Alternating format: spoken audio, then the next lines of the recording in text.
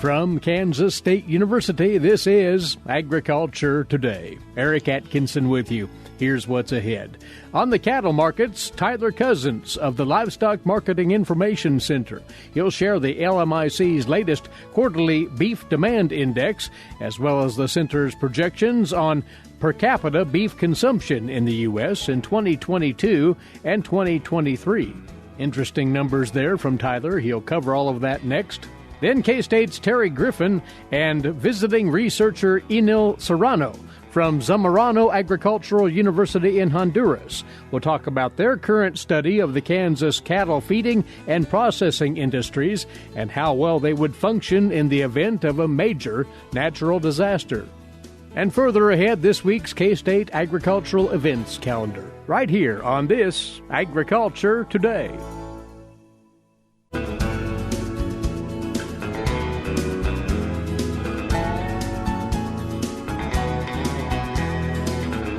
This is the K-State Radio Network and Agriculture Today, our Monday edition. Thanks for tuning in once more.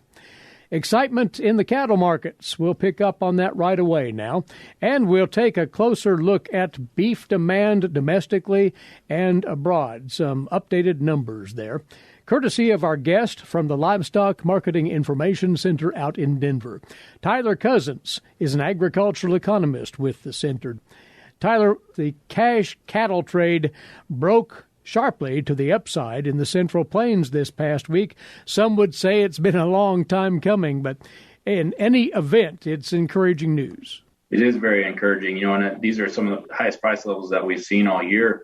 So it's definitely supportive for producers. And, I think the Cattle on Feed report was kind of an indicator of some of this potential just waiting to pop up. And so to see this happen this week is definitely good news and definitely supportive for prices going through the rest of the year and into the beginning part of next year.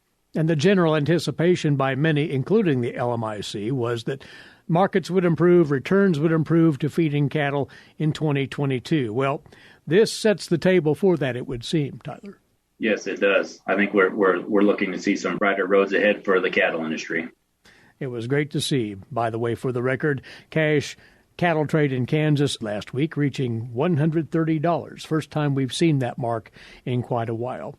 Tyler, you have pulled together some new information. Actually, LMIC tracks regularly the beef demand index domestically, and this is done on a quarterly basis. You have numbers for the third quarter of 2021. Yeah, so we calculate quarterly demand indices, as you had mentioned, and specifically on the beef side of things, we calculate a demand index using the all-fresh beef retail price. And in the third quarter, that actually pulled back slightly down to 121. That was down 3 points actually from last year. In a lot of ways, this wasn't unexpected because we saw some pretty good strength in the first and second quarters of this year for that demand index. But at the same time, we saw prices increase quite substantially. And, largely those prices being at record levels and actually reaching record levels in September is just an indication that the demand is starting to be rationed by these higher prices.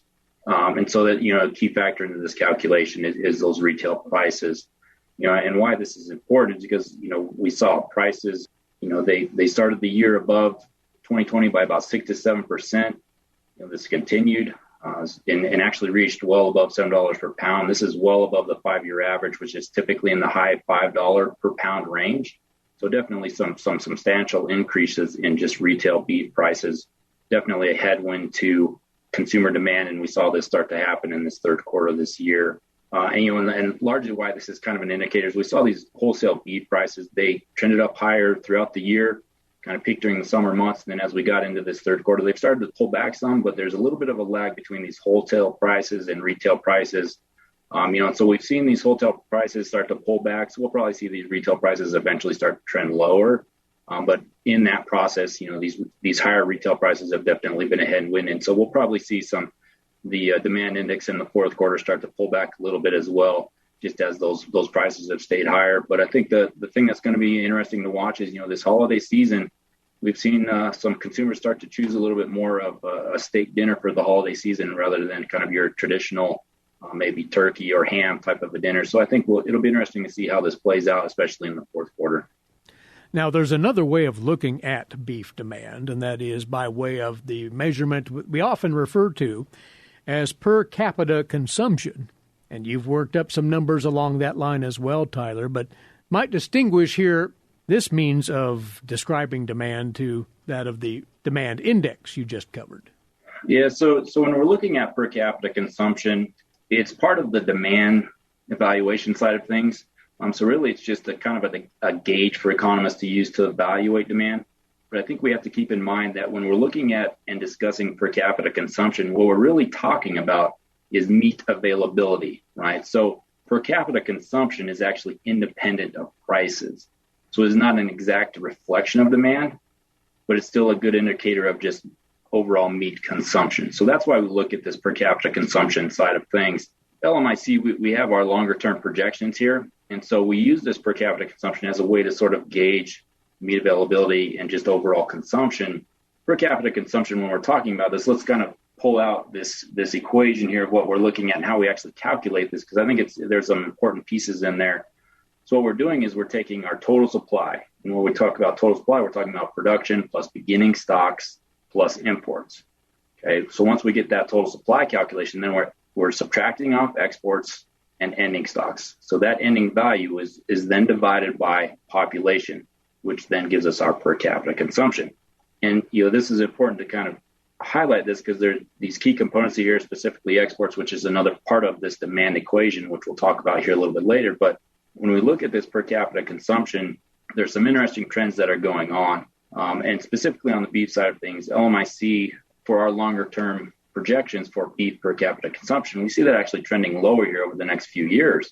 Right? And so recently, 2020 was actually the recent high that we saw for beef per capita consumption, and that was 58.4 pounds per person.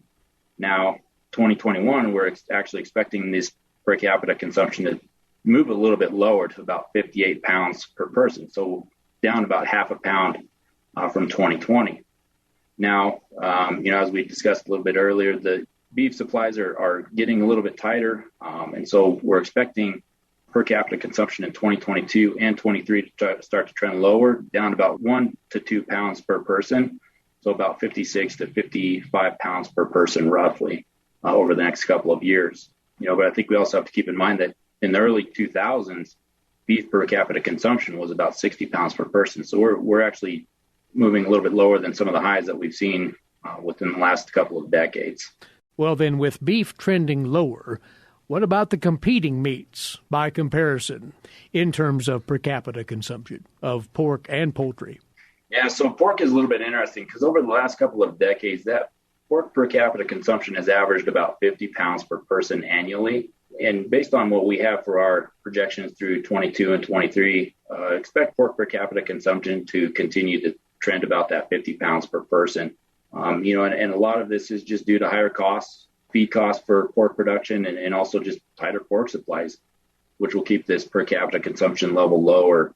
But also, as we talked about earlier, those retail pork prices are staying elevated, and tighter pork supplies are only going to keep those prices higher. So this will likely keep this trend of 50 pounds per person in line over the next couple of years. On the poultry side of things, a little bit different story there. The consumption on the poultry side of things, specifically chicken and turkey, it's been generally trending slightly upward over the last couple of decades. And, combined poultry consumption is about 113 pounds per person. And so this annual increase has actually been just under a pound per person each year over the last 2 decades.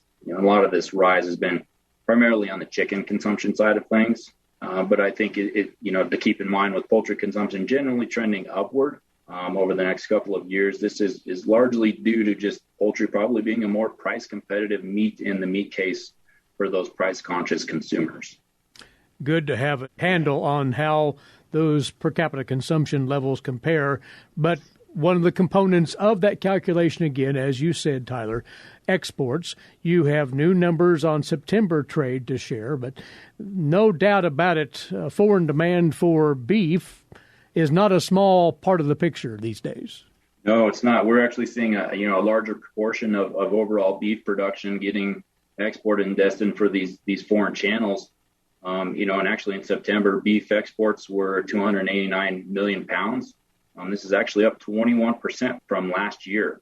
And with the September data, we actually have now export levels through the first 3 quarters of the year. And actually in this year, that total has been 2.6 billion pounds of beef exported. This is also up 21% from the same period a year ago. Now, one of the things I was actually looking at was the last time we actually had a record for beef exports, and that was actually 2018. So I was actually comparing the rate of exports through the first 3 quarters of 2018 to this year of 2021, and we're actually exceeding that level. So we're definitely on a pace for record beef exports this year. If we see the fourth quarter come in strong too, we're definitely going to have a very strong year for beef exports. And so this is price supported for beef side of things. But as you had mentioned, that export side of things is part of that calculation for per capita consumption. So if we keep in mind, just if we have higher beef exports, that means that's lower amount of meat available on the domestic market, which means per capita consumption levels will be lower, which is what we're expecting for 2022 and 23. So both those factors are price supported for beef moving forward.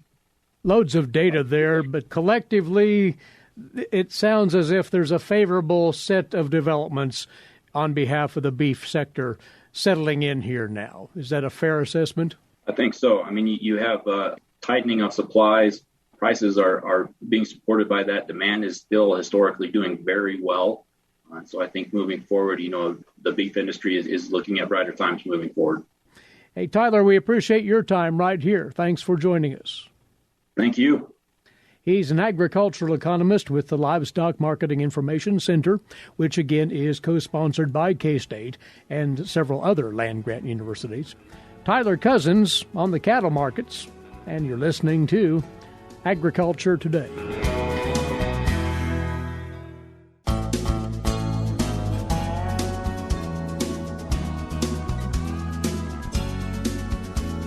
Welcome back. You're listening to Agriculture Today.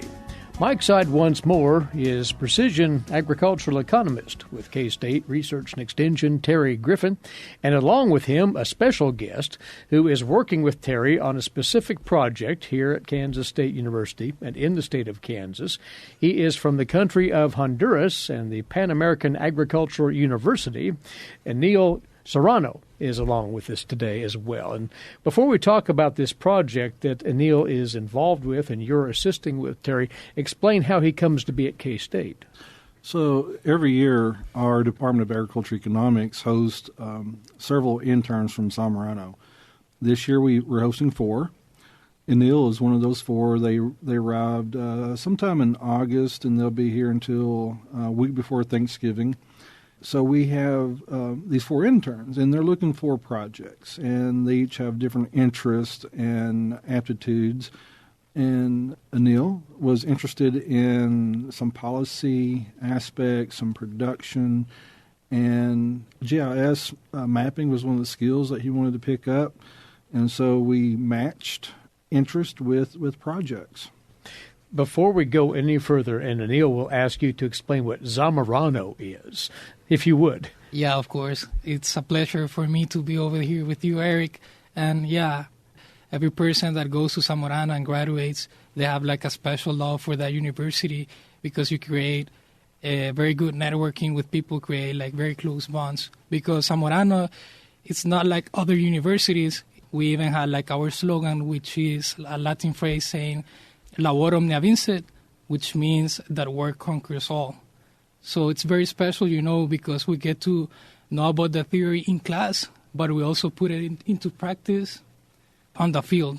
So we can roll up our sleeves and get our hands dirty and really get to know agriculture. And the students are from all of Central America largely, is that true? Central America and some from South American countries like Colombia, Bolivia, Ecuador. There's a lot of people from Ecuador.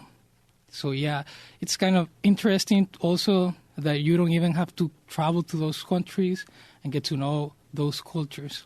This project that you selected to get into, and it's going to look at, to put it this way, the disaster response in animal agriculture, in the cattle industry, if something dire would happen. Explain further what you're looking at, if you would. Yeah, is that it's something necessary that needs to be done because in a state of calamity, not many people know how to make a quick response. So it is necessary to have some guidelines because in natural disasters, not everything is going to go as somebody might expect. But something that we should have is like guidelines and even know the importance of the industry in the economical and also for the human, because we still need to eat our proteins. So it is something necessary that the chain needs to continue, even though we have some obstacles in the way. So you're focusing on the cattle feeding sector and the processing of cattle as well, then? Yeah, I'm focusing on the production part.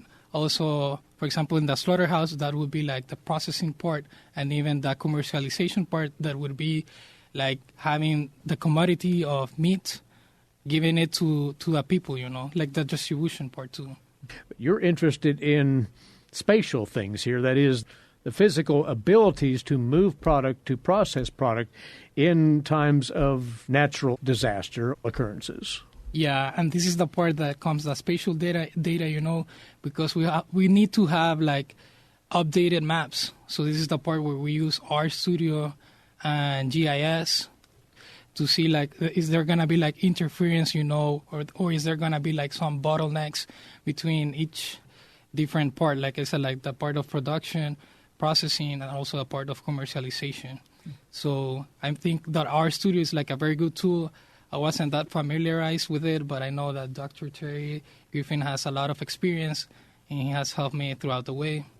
This sounds straightforward, Terry, but it's more complicated than the layperson might think. It is, and it's a very large project, and Kansas is one state out of many. New York was the original state, and they're looking at apples.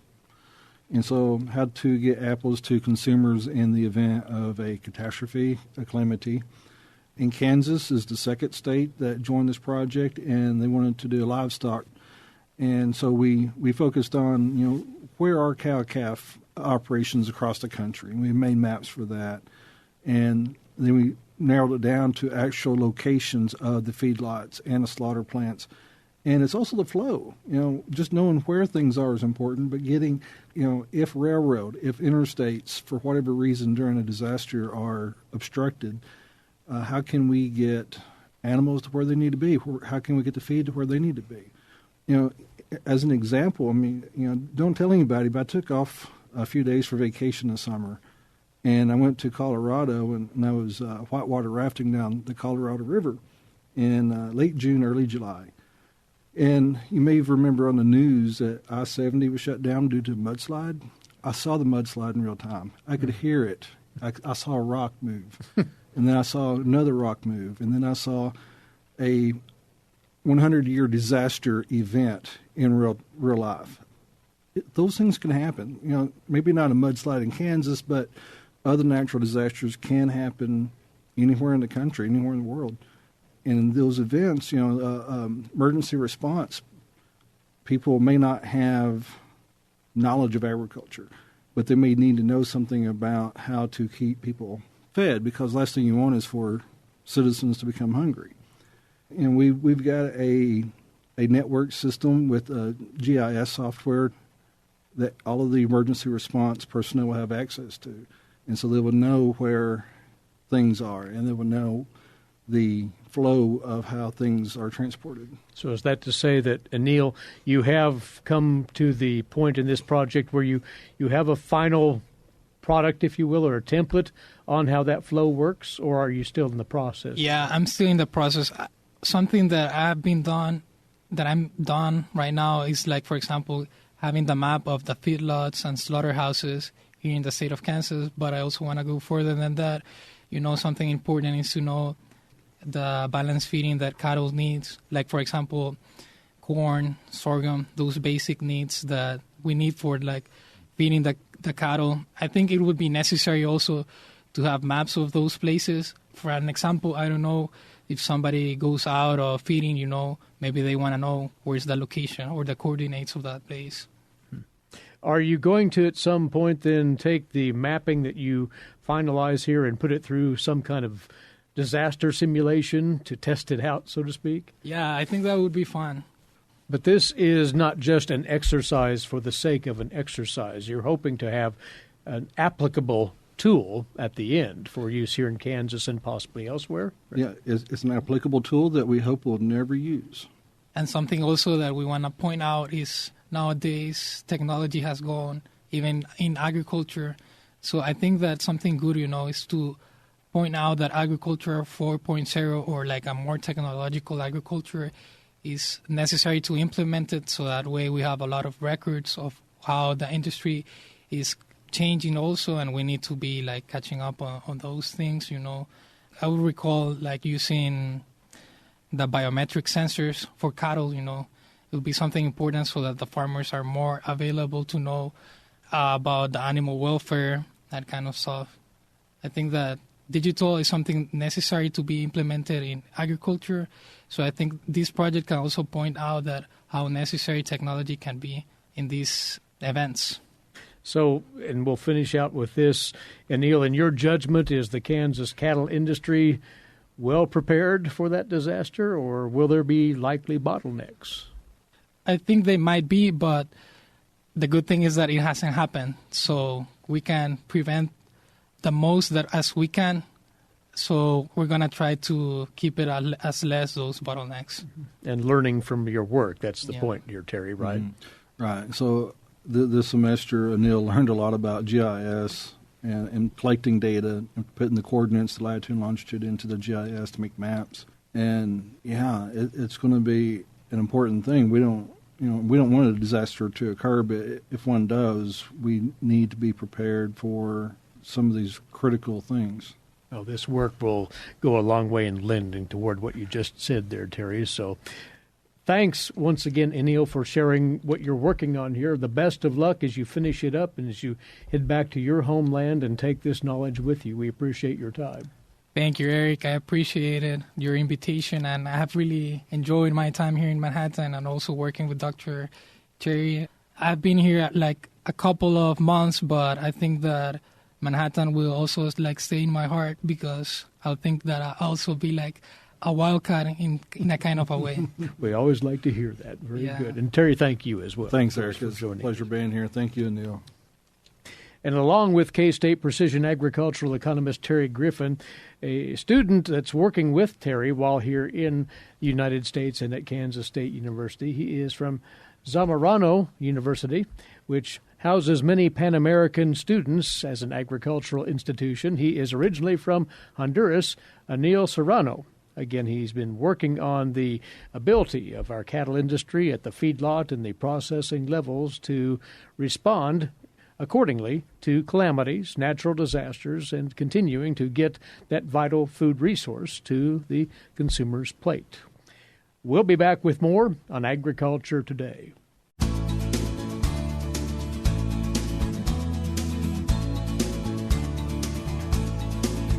To cap off this Agriculture Today, it's a glance to the upcoming events on K-State's agricultural calendar. The Barber County Extension Office is teaming up with the Alfalfa County, Oklahoma Extension staff to host a state-line goat and sheep conference that is set for this Wednesday the 10th. And they've put together quite a program for you producers interested in either of those species. They'll be covering housing and fencing, rangeland goat production under a patch burning system, breeding, kidding, and predator protection on pasture, co-species grazing of cattle and sheep, the ins and outs of marketing meat goats, and handling vaccine products. The program starts at 10 on Wednesday morning. It'll wrap up around 2 o'clock in the afternoon. There will be a sponsored lunch on site. This will take place at the Alfalfa County Fairgrounds in Cherokee, Oklahoma, just across the border. But they do need to have you RSVP right away. To do so, call this number, 580-596-3131, 580-596-3131. Or you can pass along your intent to attend to the Barber County Extension Office, and they'll take it from there. And speaking of registration deadlines, a major event to take place next week here at K-State is asking that you get your reservations in within the next couple of days. Agriculture Today's Shelby Varner has more on that. Shelby? Kansas State University's historically popular Swine Day is happening soon, Thursday, November 18th. Part of the program will be K-State Swine faculty discussing the latest updates on applied swine nutrition research, highlighting nutrition, management, feed processing, and feed safety. K-State Swine specialist Mike Tokash discusses what the rest of the program will entail. The other part of the program that we do is we bring back two of our graduates each year to highlight them and to talk about some of the things that are going on in their current jobs. And we've been very fortunate that a lot of our graduates are out in the industry or at universities in very important positions that are helping moving the industry forward. This year is no different from that. Dr. Roger Main, who is the director of the Veterinary Diagnostic Center at Iowa State University currently, he is going to talk about the Swine Health Improvement Plan. And that's a very important activity for the swine industry. It's modeled somewhat after the Poultry Improvement Plan that they've used for several years that has helped them through some of the avian influenza outbreaks and have kept them marketing and moving forward. And that's one of the things that Roger's going to highlight for us is why that plan is so important, what producers need to know about it, and how it's going to allow them to keep marketing products and their pigs if we ever do have a foreign animal disease outbreak in the United States, plus how do we avoid having one of those outbreaks. The other afternoon presentation will touch upon the merits of vertical integration in swine production. Dr. John DeYoung, who's the director of nutrition for the Pipestone Systems, and that they manage a very, very large system of producer-owned operations in terms of the nutrition side across the United States, and have a number of nutritionists that work for them and their large production system. And John's going to address some of the challenges that they've faced in going through the COVID situation and what their outlook is moving forward, especially as they've moved into owning some processing plants with their producers, and so some of the excitement going on there. That was K-State Swine specialist Mike Tokash discussing the upcoming 2021 K-State Swine Day. Registration for this event is $25 and is due this Wednesday, November 10th. After that date or at the door, it will be $50. Registration for this event does include lunch and Kaha ice cream. To get registered, go to ksuswine.org. For Agriculture Today, I'm Shelby Varner. Thanks, Shelby. And to quickly squeeze in here one more reminder about that K-State Fall Ranch Management Seminar taking place this Wednesday evening in Larned at the J.A. Haas building there. It'll start with the meal at 5:30, the program at 6. You need to register for that right away at either the Pawnee, Hodgman, or 21 Central District Extension offices. Well, our time's away once more. Thanks for tuning in. Eric Atkinson here for Agriculture Today over the K-State Radio Network.